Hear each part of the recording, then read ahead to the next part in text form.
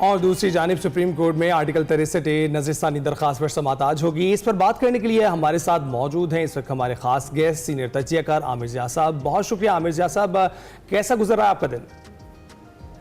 جناب آپ کی خدمت کرتے ہوئے آغاز تو اسی طرح ہوا ہے. بالکل. عامر ضیاء صاحب یہ بتائیے گا کہ تحریک انصاف نے اب پھر سے جلسے جلوس کی طرف وہ راغب ہو گئے ہیں. ہم دیکھ رہے ہیں کبھی وہ مختلف شہروں میں جلسے جلوس کر رہے ہیں اور ڈی چوک جانے کا بھی انہوں نے کہا ہے. آپ کیا سمجھتے ہیں یہ جو اس وقت ان کی حکمت عملی ہے کیا یہ اپنے اہداف پورے کر پائے گی؟ یہ تو پاکستان کی سیاست جو ہے نا بڑے خطرناک دور میں داخل ہو گئی ہے اور ہر چیز میں جو ہے آپ کو ایک وولٹائل نظر آ رہا ہے. کسی چیز پہ جو ہے سمجھوتا اتفاق رائے کے جو ہے اس کے دور دور تک آثار نہیں ہے.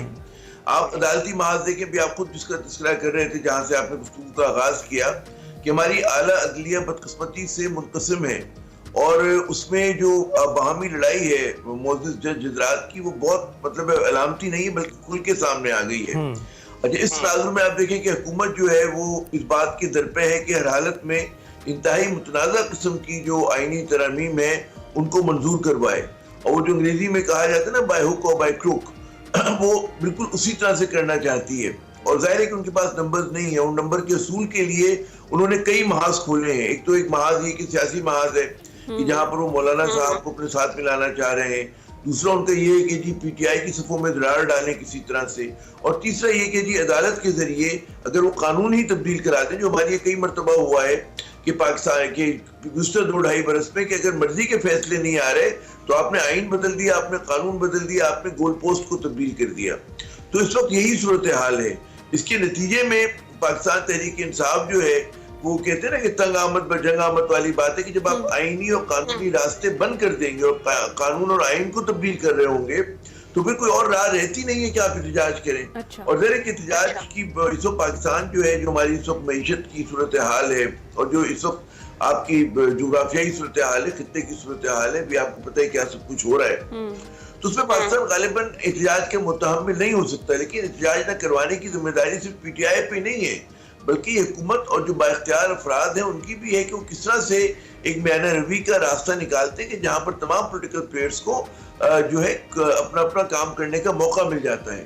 تو ابھی جو ہے کیونکہ آپ بند گلی میں آ گئے ہیں اور سب لوگ جو ہے ایک دوسرے کے خاتمے کے لیے اور ہرانے کے لیے پی ٹی آئی کے سٹیک بہت آئے ہیں. پی ٹی آئی سمجھتی ہے کہ اگر آئینی ترامیم ہو گئی 63A کے اوپر فیصلہ آ گیا, دوبارہ سے ہارس ٹریڈنگ کی اجازت ہو گئی. دیکھیں 63A کے کیس میں کیا ہے کہ آپ جو ہے ڈیفیکشن یا پارٹی لائن سے انحراف کر کے ووٹ ڈال سکتے ہیں اور ووٹ جو ہے کیا تسلیم ہوگا نہیں ہوگا.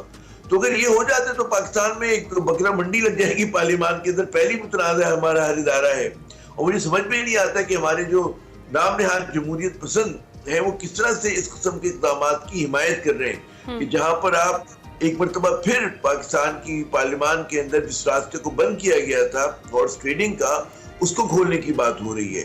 تو انتہائی خطرناک ہے اور بڑا یہ دل دکھانے والی ہے کہ پاکستان جس سمت میں جا رہا ہے ہمیں فوکس کرنا چاہیے تھا پاکستان میں استحکام کے لیے, معاشی ترقی کے لیے اور ہم آہنگی کے لیے, لیکن we have lost the way somewhere. جی صحیح ہے.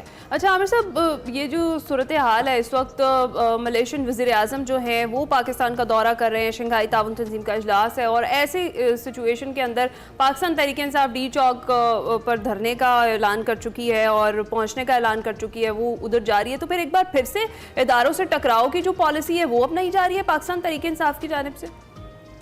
دیکھیں وہ پالیسی تو جاری ہے نا, اس میں تو کوئی تبدیلی نہیں ہوئی کیونکہ حکومت جب ان کو راہ دینے میں ناکام ہے اور ایک مطلب ہے کہ اس طرح کی قانون سازی ہو رہی کیونکہ کچھ چیزیں جو ہے باقی جب آپ آئین میں ترمیم کرتے ہیں اس کے لیے ایک براڈ بیس کنسلٹیشن کی ضرورت ہوتی ہے. ماضی میں پاکستان پیپلز پارٹی نے جب 73 کا آئین بنایا تھا تو سب کو ساتھ بٹھایا تھا, 18ویں ترمیم میں سب کو ساتھ بٹھایا تھا.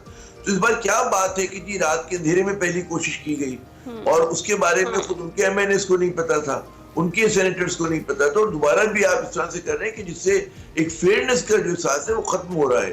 اور لگ یہ رہا ہے کہ کسی کو روکنے کے لیے بے شک بلاول صاحب کہتے ہیں جو ابھی آپ دکھا رہے تھے کہ میرا ہے آئی گیو اے ڈیم, وہ بھائی مطلب ہے کہ لوگ جو ہیں سب بڑے ناخوش ہیں اور آپ کی جو ترجیحات ہیں وہ بہت ہی غلط ترجیحات ہیں.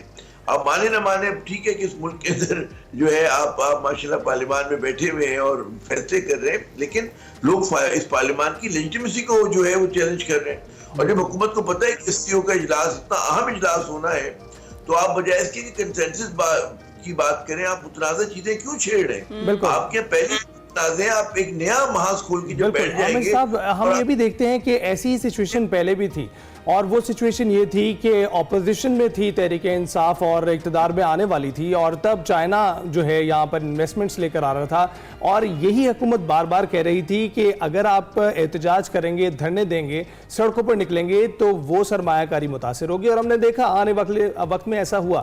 اب پھر سے ایسا کیا جا رہا ہے، تو کیا آپ کو لگتا ہے کہ اب یہ متحمل ہو سکتا ہے پاکستان ایسی کسی سچویشن کا شکار ہونے پر، یا تحریک انصاف کو یہ سمجھانے کی کوشش کی جا سکتی ہے کہ اگر ایسے مواقع پر آپ احتجاج جاری رکھیں گے تو اس سے پورے ملک کا نقصان ہوگا؟ لیکن جو ٹائمنگ ہے نا وہ سب کچھ ہوتی ہے. آپ کی بات بالکل درست ہے کہ پاکستان متحمل نہیں ہو سکتا، میں نے پہلے جملے میں ہی کہا تھا. مگر وہ جب پہلی بار دھرنا دیا گیا تھا 2014 غالباً تھا، اس پر آج کے حالات میں بڑا فرق. اس وقت حکومت کے اس طرح کا جبر نہیں تھا، اس وقت اس قسم کی قانون سازی نہیں ہو رہی تھی. اس وقت ایک مطالبہ تھا کہ جی کچھ جو ہے حلقے کھولے جائیں.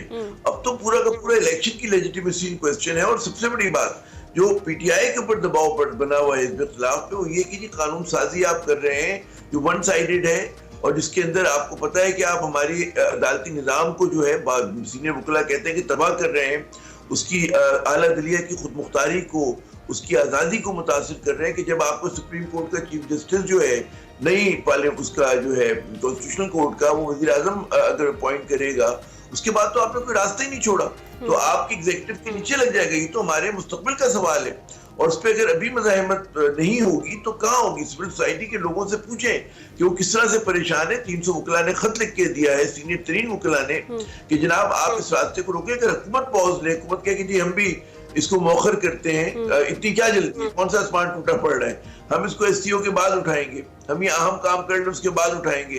ہم چاہیں گے کہ پی ٹی آئی کے لوگ بھی آ کے بیٹھیں، حکومت کے لوگ بیٹھیں. یہی بات عامر صاحب میں یہی ایڈ کرنا چاہ رہی تھی کہ اگر جس طرح سے بلاول بھٹو بھی کل اس پر بات کر رہے تھے کہ آئینی ترامیم اور آئینی عدالت پر، انہوں نے کہا ہے کہ یہ صرف جسٹس فائز کے لیے نہیں ہم کر رہے، جسٹس فائز بیٹھیں آئینی عدالت میں یا پھر جسٹس منصور بیٹھیں، ہمیں اس سے کوئی مسئلہ نہیں ہے.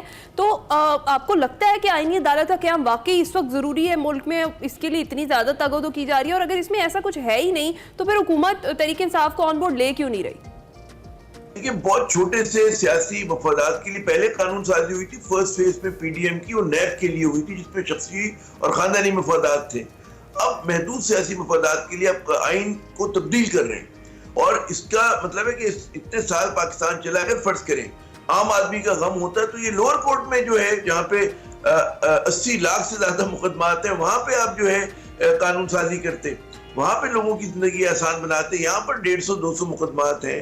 سپریم کورٹ میں وہ لوگ جاتے ہیں کہ جن کے بڑے بڑے کارپوریٹ کے مسئلے ہوتے ہیں، فنا ہوتے ہیں. اور آپ یہ جو کہتے ہیں نا کہ جی عدالت پہ سپریم کورٹ پہ بوجھ ہے، وہ بوجھ اس وجہ سے ہے کہ جب پارلیمان اپنا کام صحیح نہیں کرے گی تو ہر جو سیاسی مقدمہ ہوگا وہ سپریم کورٹ میں جائے گا. اگر الیکشن بر وقت ہو رہے ہوں، الیکشن کمیشن آف پاکستان اچھا کام کر رہا ہو، ایمانداری سے کام کر رہا ہو، تب تو کوئی مسئلہ ہی نہیں ہے. ٹھیک ہے نا؟ تو ہمارے یہاں تو ان لوگوں نے خود جو ہے ڈور کو الجھایا ہے، اور ڈور کو الجھا کر جو ہے یہ لوگ چاہ رہے ہیں، یہ سمجھ یہ رہے ہیں کہ جناب اب تو چیزیں جو ہے ہم ہر طرح سے مطلب اس طرح کی قانون سازی کریں کہ ملک ہماری گرفت میں آ جائے.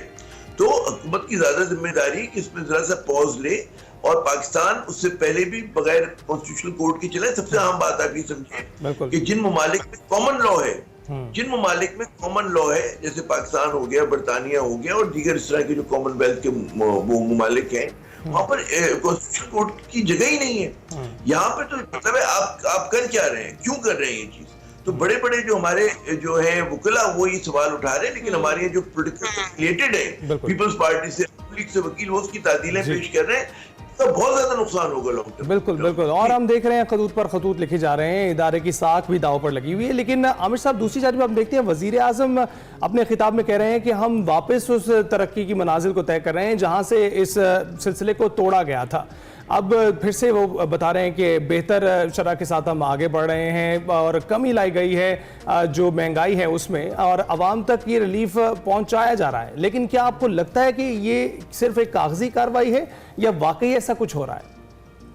یہ پہلے تو سمجھے نا کہ معیشت کا یہ جو اس وقت یہ کہہ رہے ہیں، ابھی سب سے زیادہ افراط زر میں کمی کی بات کر رہے ہیں نا، تو تو کچھ چیزیں جو ہیں وہ انسپائٹ آف دس گورنمنٹ یا ڈسپائٹ دس گورنمنٹ ہو رہی ہیں. یعنی کہ 25 کروڑ کا ملک ہے اس وقت. ہماری جب مہنگائی بڑھی تھی ایک تو اس کی وجہ سے بڑھی تھی کہ ورلڈ کموڈٹی پرائسز کا جو اضافہ ہوا تھا اس کا پاکستان پہ براہ راست اثر پڑا تھا. ہیوی ٹیکسیشن کا اثر پڑا تھا, یوکرین وار کا اثر پڑا تھا. ابھی ہمارے گلوبل جو کموڈٹی پرائسز ہیں بشمول کروڈ آئل کے اس میں کمی واقع ہوئی ہے. اور اس میں کہ ٹیمپریری کیونکہ جو مڈل ایسٹ میں دوبارہ سے جنگ کے بادل کہتے ہیں آ گئے ہیں, اس کی وجہ سے ہو سکتا ہے کہ دوبارہ شوٹ اپ کریں.